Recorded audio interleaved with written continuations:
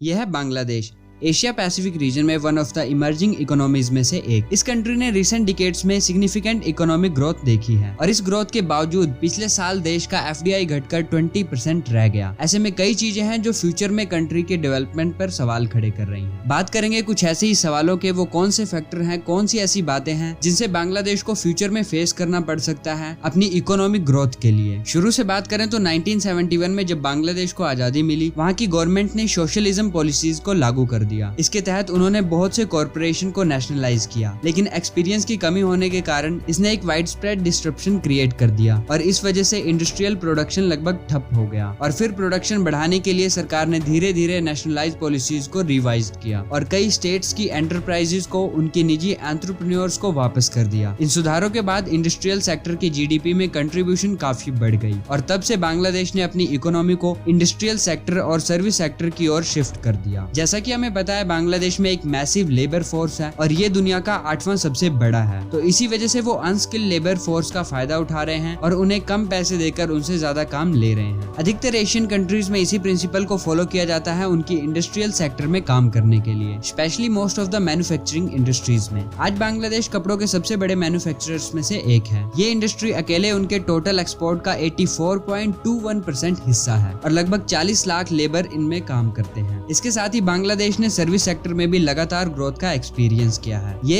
Area उनके gross domestic product में सबसे बड़ा कंट्रीब्यूटर है और एम्प्लॉयमेंट में भी है। एक और जिस पर बांग्लादेश डिपेंड करता है वो है रेमिटेंस। 2019 में लगभग 10 मिलियन माइग्रेंट्स ने बांग्लादेश में 18 बिलियन अमेरिकन डॉलर से ज्यादा भेजा, जो कि कंट्री के टोटल GDP का लगभग 7% है। इसने इकोनॉमी में फॉरेन करेंसी का तेजी से फ्लो किया है। इतना सब कुछ होने के बाद भी अब बांग्लादेश के फ्यूचर के डेवलपमेंट पर क्या सवाल उठते हैं, इन पर बात करते हैं। आपने देखा होगा बांग्लादेश में मैन्युफैक्चरिंग ज्यादा डाइवर्सिफाइड नहीं है। जैसा कि हमने पिछली वीडियोस में भी बात की है, ये गारमेंट इंडस्ट्रीज पर बहुत ज्यादा डिपेंड करते हैं और किसी भी एरिया में ज्यादा डिपेंडेंसी भविष्य खराब कर सकती है। एक और बड़ी समस्या जिसका सामना बांग्लादेश कर रहा है वो है नेचुरल डिजास्टर, और ये पर्टिकुलरली देश की एग्रीकल्चर और इंफ्रास्ट्रक्चर को नुकसान पहुंचा रही है। वर्ल्ड बैंक का एस्टिमेट है कि इंफ्रास्ट्रक्चर बनाने के लिए बांग्लादेश दुनिया की सबसे महंगी जगह है। यह अंदाजा लगाया गया है कि नेचुरल डिजास्टर से बांग्लादेश को उसकी GDP का लगभग 2.2% खर्च होता है और ये लागत फ्यूचर में समुद्र के बढ़ते लेवल के कारण और बढ़ भी सकता है। दूसरी ओर रेमिटेंस भी रेसिपिएंट्स में डिपेंडेंसी पैदा कर सकती है और रियल एक्सचेंज रेट की एप्रिसिएशन का कारण बन सकता है, जो कि डोमेस्टिक प्रोडक्शन पर एडवर्सली इफेक्ट भी डालता है। इसीलिए रेमिटेंस पर डिपेंडेंसी बढ़ाना सस्टेनेबल ग्रोथ के लिए अच्छा ऑप्शन नहीं है। अब इन सभी चैलेंजेस का सीधा असर देश में फॉरेन डायरेक्ट इन्वेस्टमेंट पर पड़ रहा है। So now in order to sustain growth, सिर्फ सुधार ही देश को अपनी डेवलपमेंट को बनाए रखने में मदद कर सकता है। बांग्लादेश को चाहिए कि वो अपने मैन्युफैक्चरिंग सेक्टर को डाइवर्सिफाई करें और हाई इनकम जॉब्स क्रिएट करें। उन्हें बिजनेस के लिए अपनी पॉलिसीज में सुधार करने की भी जरूरत है। इसके साथ ही अपने यहाँ स्पेशल इकोनॉमिक जोन्स क्रिएट करने की जरूरत है, जिस पर बांग्लादेश ऑलरेडी काम कर रहा है। बांग्लादेश के काफी सारे स्पेशल इकोनॉमिक जोन्स के बारे में इस वीडियो में हमने बात की है। स्पेशल इकोनॉमिक जोन्स ज्यादा फॉरेन कंपनीज और इन्वेस्टमेंट को अट्रैक्ट करता है और बांग्लादेश के पास बहुत अच्छी अपॉर्चुनिटीज है, क्योंकि ज्यादातर इंटरनेशनल कंपनीज China+1 स्ट्रेटेजी का यूज कर रही है और बांग्लादेश उनके लिए एक अच्छा ऑप्शन हो सकता है। इससे बांग्लादेश को गारमेंट इंडस्ट्रीज से अपने इंडस्ट्रियल सेक्टर में डाइवर्सिफिकेशन लाने में मदद मिलेगी और वो फ्यूचर में भी अच्छी ग्रोथ कर पाएगा। सो एट द एंड बांग्लादेश अपनी रिमार्केबल ग्रोथ के साथ एशिया की सबसे बड़ी इकोनॉमीज में से एक बनने की राह पर चल रहा है। आपका क्या कहना है इस पर नीचे कमेंट करके जरूर बताएं और वीडियो पसंद आई तो इसे लाइक और शेयर जरूर करें। Thanks for watching, see you in the next one.